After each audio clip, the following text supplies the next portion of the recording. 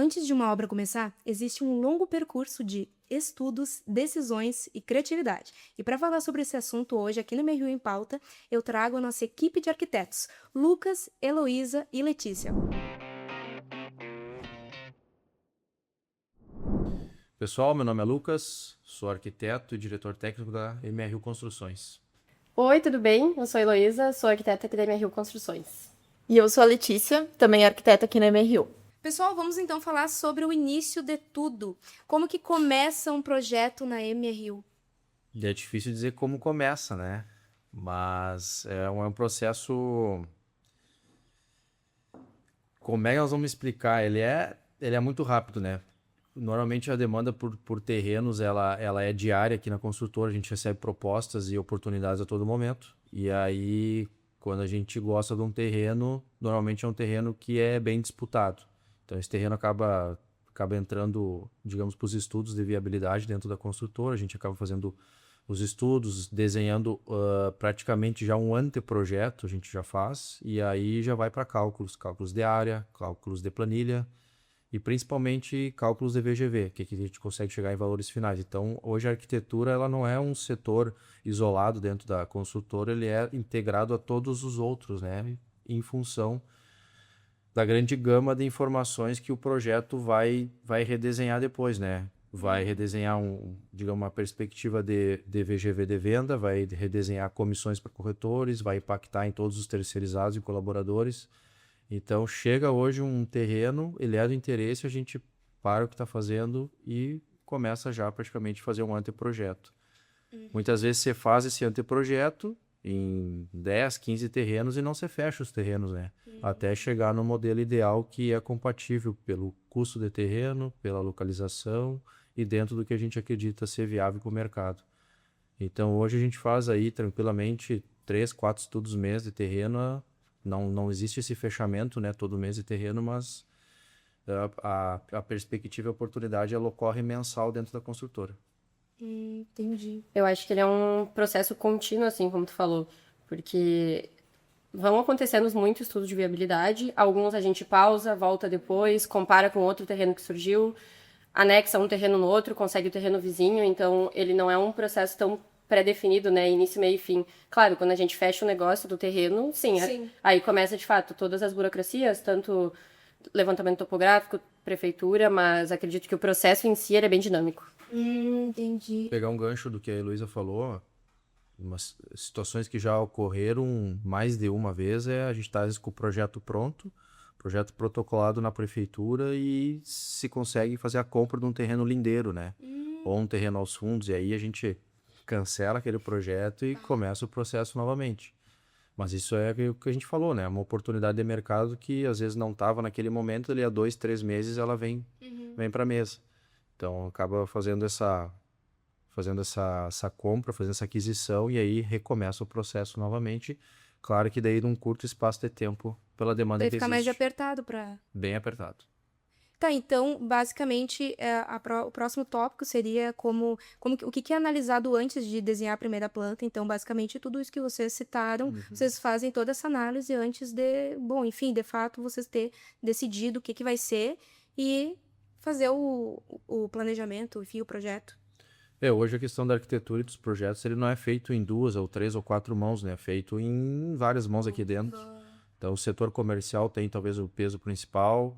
A gente escuta também o que a gente pega de feedback do que ocorreu em outros projetos, clientes, colaboradores, corretores de imóvel. Então, a gente pega a gama de pessoas que são formadoras de opinião e vai filtrando essas informações para chegar num produto final adequado, porque tu compra o terreno, faz o lançamento, a pessoa vai receber o produto daqui a 3, 4 anos. Então, tem que fazer alguma coisa já pensando, né, no mercado, digamos, de futuro, né? Claro, a gente não consegue prever exatamente como vai estar a moradia, como vai estar o proprietário final ou o inquilino daqui a um período, mas a gente consegue adaptar o nosso projeto ou prever isso ao longo do tempo com esses vários atores, né? Que eu falei. E eu queria perguntar para vocês quanto do projeto é criatividade e o quanto é técnica? Ou é os dois juntos, ou vocês têm alguns projetos que fica mais voltado para criatividade? Como que é?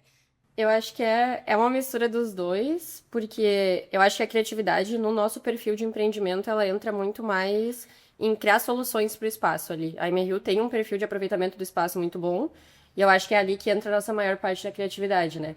Porque a parte técnica, ela vai ditar muitas coisas do projeto. Como o Lucas falou, vai depender do local onde ele está inserido, qual público é a nossa persona daquele empreendimento, qual o tamanho dos imóveis, como é que vai funcionar. Então, eu acredito que a criatividade, claro, sempre entra a criatividade, mas o ponto principal dela é para conseguir um melhor aproveitamento do espaço dentro dos limitantes que a gente tem. Entendi. E na minha opinião, a funcionalidade é o que a gente mais preza dentro dos projetos. Pensar em como a pessoa vai vivenciar aquele espaço, não só dentro do apartamento dela, mas também no conjunto, quais áreas comuns a gente vai ter.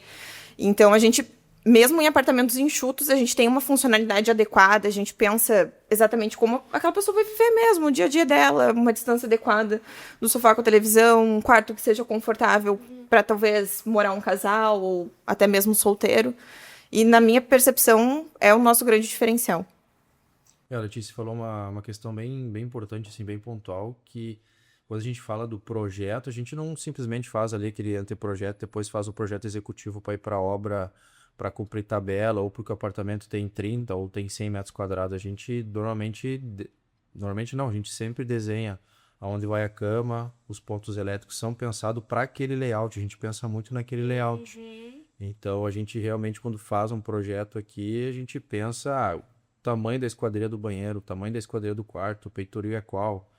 Enfim, a gente pensa realmente no produto final, porque muitas vezes a gente tem esse produto final entre nós aqui, acaba mobiliando, alugando, revendendo, recebe de volta de um cliente. Então, a gente não simplesmente faz o desenho ali para chegar num denominador de venda, simplesmente.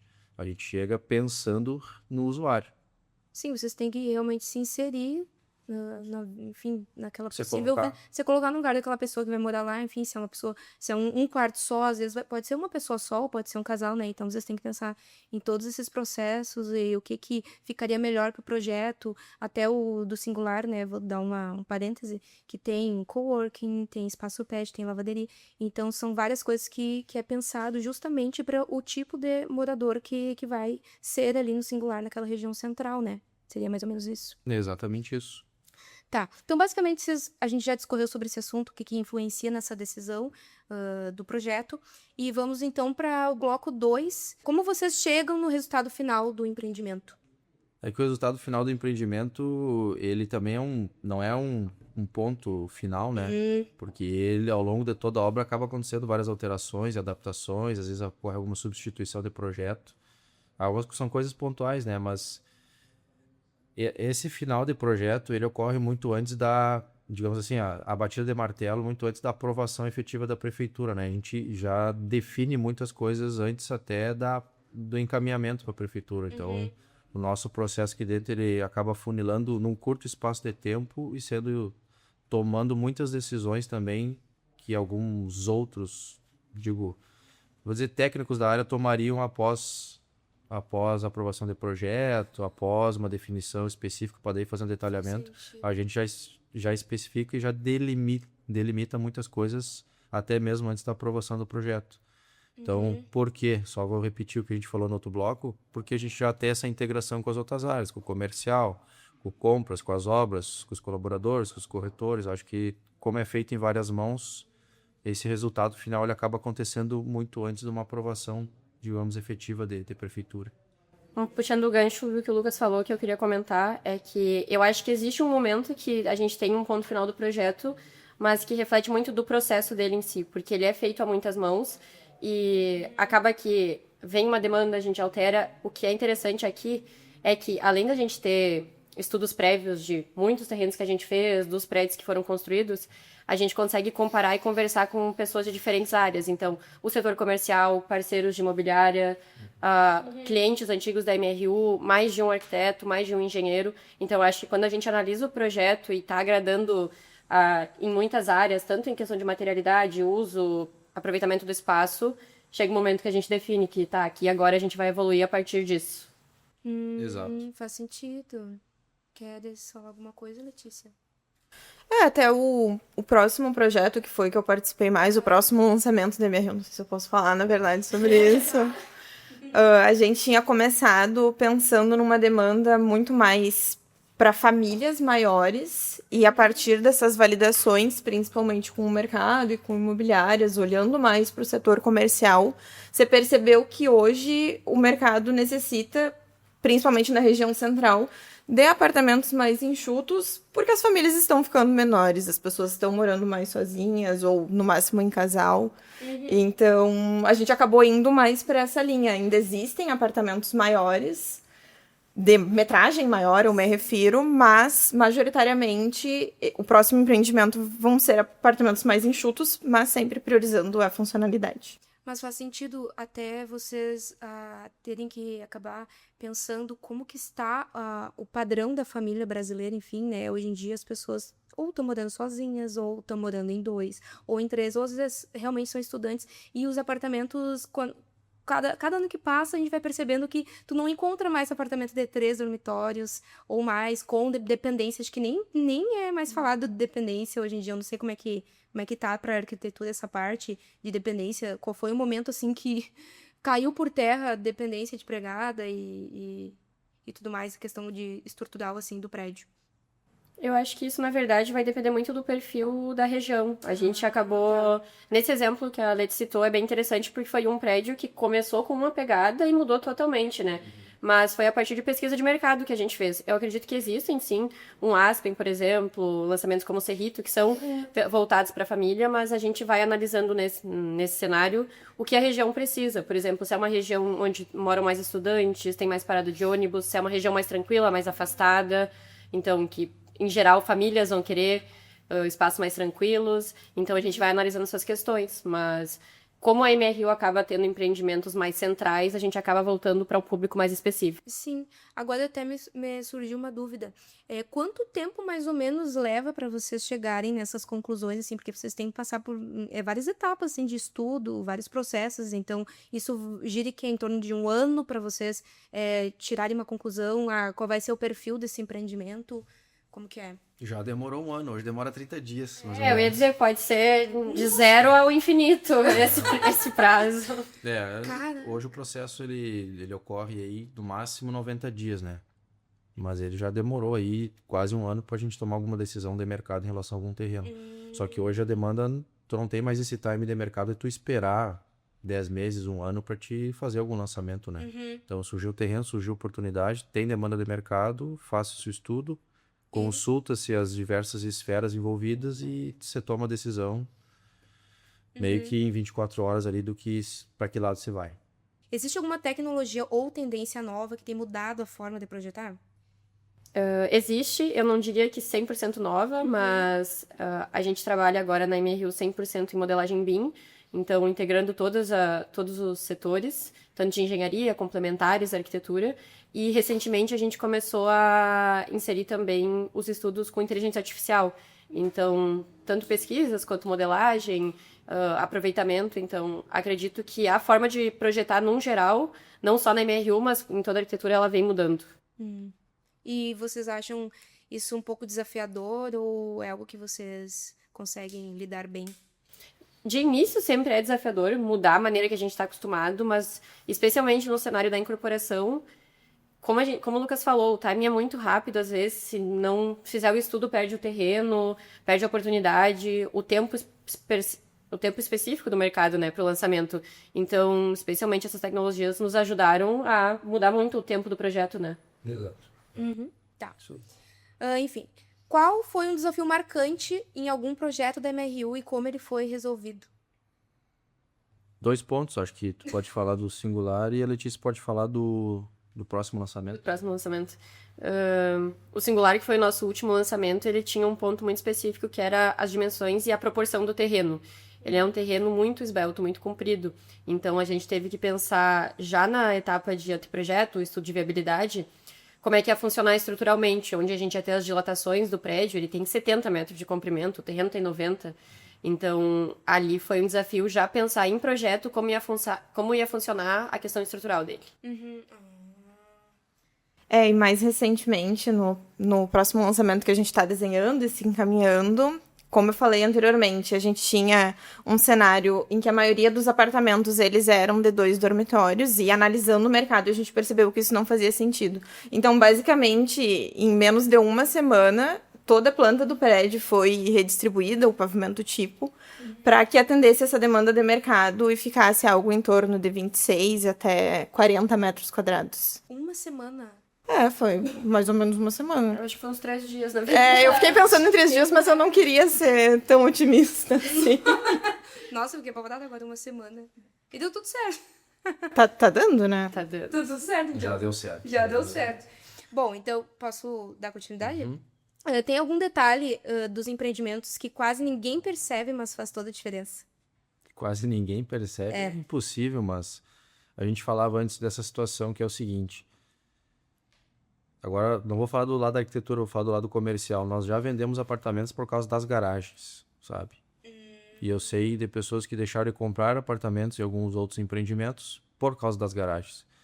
Então, assim, a gente prioriza muito a questão da circulação, vãos e pilares. A disposição dos pilares hoje ela é fundamental para nós, tanto que a gente faz um lançamento de projeto ali arquitetônico, desce para as garagens, assim, lança o pavimento tipo, desce para as garagens, define vãos, às vezes aumenta-se vão, se trabalha com engenharia estrutural para se ter uma estrutura mais específica para se beneficiar as garagens, que para nós é um ponto principal hoje.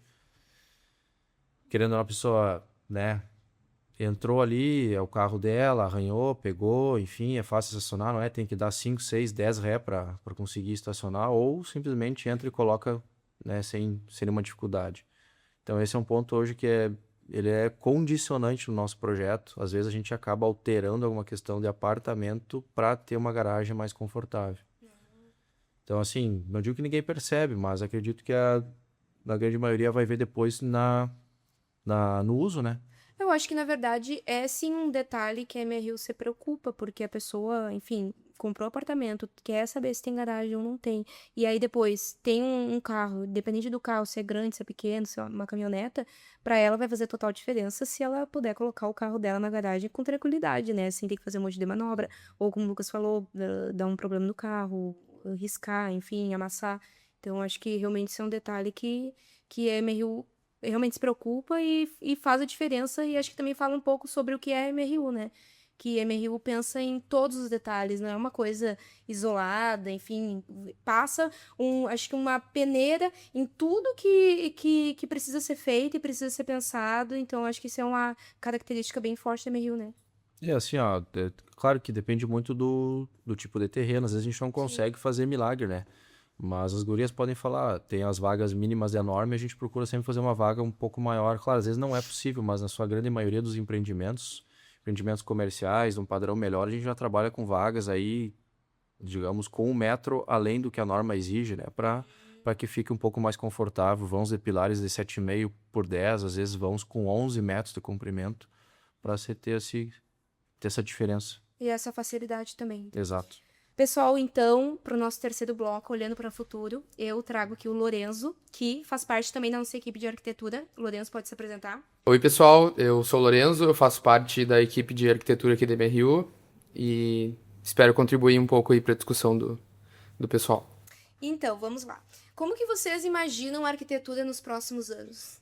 Eu acho que corroborando com o que o pessoal falou sobre o singular, eu acho que hoje em dia a arquitetura, pelos espaços estarem mais apertados, digamos assim, a disputa pelos terrenos está mais difícil, eu tendencio a achar que vai ser muito mais sobre experiências no condomínio. O que eu quero dizer com isso? Singular. Terraço verde, espaço pet, espaço de convivência, sala de estudos. Então eu acho que hoje em dia as pessoas também ficam menos em casa e eu acho que quanto mais a arquitetura conseguir contribuir nesse sentido de uso comum, acho que isso tende a ser os próximos lançamentos aí, empreendimentos. Enfim, melhorar a experiência da pessoa, né? Naquele momento que ela tá... Enfim, tá no seu momento, tá em casa, tá com a família, ou tá com os amigos, ou... Enfim, entendi. Uma outra coisa também, que até eu e o Lucas já discutimos e conversamos uma outra oportunidade, é que com a expectativa de vida das pessoas aumentando também, surge um público para condomínios geriátricos. Geriátricos, eu quero dizer, com espaços maiores, com algum tipo de saída de emergência, enfim, algo que possa agregar também nesse sentido para pessoas idosas, porque elas também vão morar nesses lugares. Então, também é uma questão que pode ser levantada esse aumento da expectativa de vida aí, que querendo ou não influencia, porque essas pessoas vão continuar morando em algum lugar. Com certeza, né? Hoje em dia, nós jovens que estamos investindo hoje no imóvel, a gente também vai envelhecer, né? Então, é uma coisa que entra em pauta também. Bom, dando continuidade, o que um bom projeto precisa ter para continuar atual mesmo daqui 20, 30 anos, mais ou menos, isso que tu estava falando agora, né, Lorenzo? Tem mais algum ponto principal? Na verdade, eu estava me referindo também à parte comercial, né? Eu acho que um bom projeto, isso o Lucas e a Heloísa têm mais experiência para comentar do que eu, mas eu acredito que ter uma boa base. É ter um bom terreno, que é uma prática usual da MRU, é ter uma boa ventilação natural, uma boa iluminação natural, porque, sim, revestimento enjoa, mobiliário enjoa, então eu acho que o projeto ele ser bem consolidado, ter uma base forte, eu acho que faz toda a diferença e tem uma vitalidade consequentemente maior, né? Se a gente puder trazer isso para dados de mercado, hoje a localização do empreendimento, de um apartamento, de uma sala comercial, a localização do imóvel representa, no mínimo, né, muitas vezes até mais que 70% da valorização do metro quadrado desse imóvel. Então, esse imóvel daqui a 10 anos ele pode deflacionar, pode estagnar ou ele pode seguir valorizando. Mas ele vai valorizar em função, pode ter um bom acabamento, pode ser, digamos, o melhor iluminação, melhor ventilação, mas se ele estiver bem localizado, certamente ele vai ser um investimento, um patrimônio, algo que vai ser desejado, né? Algo que vai ser passado de mão em mão com frutos, né? Com lucro, enfim, com rentabilidade, lucratividade para quem tiver esse imóvel, né? Então, acho que quando você pensa no imóvel, tu pensa também na questão monetária, na questão de patrimônio e também na geração de renda, né? Seja ela no compra e venda ou muitas vezes no aluguel. Então, não sendo redundante, né, mas importante, acredito que a localização hoje, que é a base forte da MRU, é buscar terrenos bem localizados, ela é, sem dúvida alguma, algo que vai deixar aquele prédio ou aquele imóvel, digamos, atemporal, ou que ele vai perpetuar por muitos anos como uma referência dentro do mercado. Sim, e também quem for investir na MRU, como tu falaste, né, Lucas, que a MRU, ela preza muito por uma boa localização e central. Então, o imóvel sempre valoriza. Então, quanto mais central, melhor ainda. Então, vai passar os anos e, enfim, cada vez mais vai valorizar e mesmo que a pessoa venda aquele imóvel, cada vez mais tende a valorizar, enfim, né? Exatamente, isso aí. Tu quer contribuir, Lu? Não, até dava para falar que toda essa questão da localização justifica um pouco o nosso processo de projeto, né? Porque é como o Lucas falou, é uma oportunidade. O bom terreno, ele fica no mercado muito pouco tempo. Então, a gente se adaptou a um processo mais rápido, com tecnologias diferentes, com estudos mais rápidos, justamente para a gente poder oferecer para o cliente essa melhor oportunidade. Esse terreno que talvez daqui a um mês não vai mais estar no mercado. Então, acho que é isso também. Exatamente. Faz sentido. E qual características vocês acreditam que define os projetos da MRU? Vocês podem citar.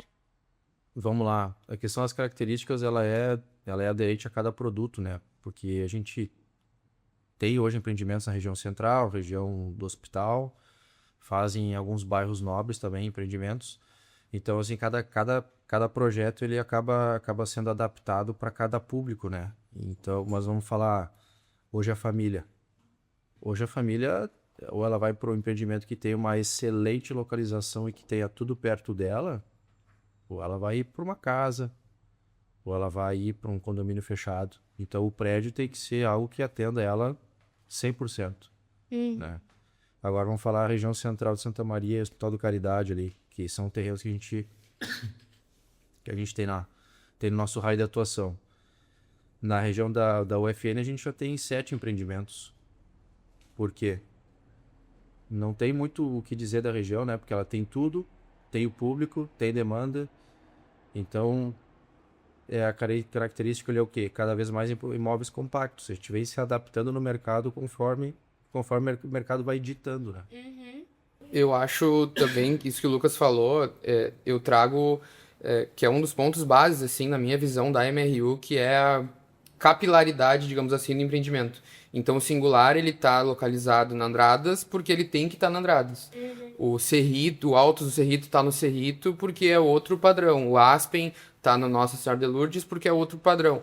Então, assim, eu acho que uma das características da MRU, que vai na linha da pergunta, é a escolha do terreno. A gente até se torna meio redundante porque a gente sabe o que vende, na região que vende, o porquê vai vender. Então, assim, eu acho que essa capilaridade, levando em consideração mobilidade urbana, população, Unifra, por exemplo. Então, acho que toda essa bagagem do terreno para as decisões na MRU, acho que é fundamental. Eu acho que trazendo um outro ponto, que vai um pouco até naquela questão do que o cliente não vê, do detalhes que o cliente não vê, é a questão de testes, qualidade e acabamentos da MRU. Querendo ou não, a gente é uma empresa com selo do PBPQH, selo A, e tudo que vai para a obra, aí que tá. Quando chega lá e vê, a gente não imagina tudo que passa por trás, né? Até como profissional, antes de entrar na construtora, eu não tinha muita noção disso. Então, todos os testes são feitos conforme norma, todas as esquadrias, todas as portas, todos os revestimentos, e eu acho que isso traz para os empreendimentos da MRU um perfil de qualidade elevado, até em relação aos demais empreendimentos de Santa Maria e região, porque aqui a gente tem um zelo, assim, como é que eu posso falar? Até Uma preocupação, né? uma preocupação, com essa questão de acabamentos. Então, é só olhar os empreendimentos da MRU, assim, empreendimentos mais antigos, eles continuam muito bem. Então, é uma segurança também para quem vai comprar, saber que, ao olhar os empreendimentos mais antigos como eles são hoje, saber que o seu também vai estar ainda muito bom no futuro. Sim, e eu acredito que, bom, a gente já tem uma cartela de clientes bem sólida, né, e assídua nas compras, eu vou dizer, enfim, de adquirir os imóveis. E, de fato, quem adquire um imóvel da MRU sabe que que está realmente investindo em um produto de qualidade, porque, como tu falaste ali, quem for ver os imóveis, os primeiros que foram entregues da MRU, vai ver que a MRU, desde os primórdios dela, ela bate muito na tecla da qualidade, enfim. Então, é perceptível que a MRU leva a sério a questão que o Lucas falou da preocupação. Então, é uma coisa que passa os anos e continua. Até teve um período que a gente trouxe um assunto nas nossas redes sociais sobre o pastilhamento, que é algo que até diminui os custos de condomínio, enfim. E tem como é que é o nome? Aquele, acho que é o Nossa Senhora da Salete. Isso. Tem um dos empreendimentos da MRU que foi entregue, e agora não vou me recordar da data. 2017. Enfim, 2017, o Nossa Senhora da Salete. Quem passar lá na rua que tá o Nossa Senhora da Salete vai perceber que é de excelente qualidade. E ninguém imagina que foi entregue em 2017, já vai fazer basicamente 10 anos. E era um empreendimento que o memorial descritivo dele previa textura e pintura, né? Não era um empreendimento que estava previsto dentro do orçamento dele, dentro do memorial, o pastilhamento. Sério? Então a gente fez um upgrade pro cliente, né? Sempre pensando nesse algo a mais. Eu acho que o que também comprova essa preocupação e o quanto isso tem resultado é o nosso índice de recompra. Quantos clientes compram e voltam a comprar da MRU, né? Compram mais de um imóvel por vez. E tem clientes que a cada lançamento compram 1, 2, 3 unidades. Que nem do caso do César Gaudi, teve clientes que compraram o andar inteiro. Exatamente. Então, realmente, né, faz sentido o que tu falaste, Alô. Então, para finalizar o nosso MRU em pauta de hoje, eu quero deixar uma pergunta para vocês. Em uma frase, definam o que é um bom projeto de arquitetura. Um bom projeto de arquitetura é segurança. Em uma palavra. O Lucas foi mais sucinto em uma frase ali. Em uma palavra, mas fique à vontade de falar uma palavra. Eu acho que eu vou copiar uma frase famosa. Tem uma frase do Frank Gehry que fala que um bom projeto de arquitetura ele deve falar do seu tempo e lugar, mas anseia por a temporalidade. Ai, gostei dessa frase. Eu acho que um bom projeto, ele é o que consegue entender o cliente e, além disso, passar do papel para a vida real. Porque tem várias nuances entre apresentar um projeto e tu entregar ele. Uhum. Então, eu acho que é isso. Um bom projeto, ele, além de transmitir o que o cliente quer, é tirar do papel e fazer o que está no papel na prática. Juntando toda a bagagem que eu tive na minha graduação, eu participei muito de vários eventos, enfim. E uma das frases que eu mais gosto dos grandes arquitetos que a gente tem é uma de Paulo Mendes, que ele fala que a arquitetura ela não é só para ser vista, mas também para ser vivida. Eu acredito que os espaços eles têm que proporcionar sentimentos, às vezes bons, às vezes algum desconforto, para que isso mude algo dentro de nós. Então, hoje estar numa construtora, para mim, é conseguir traduzir isso para a vida de muitas pessoas, porque muitas pessoas vão experienciar esses ambientes. Ai, que emocionante. Sabe que um parêntese agora, observando cada um dizendo uma frase. Que loucura, né? Porque daí vocês são uma equipe de arquitetos e cada um tem um conceito diferente, né?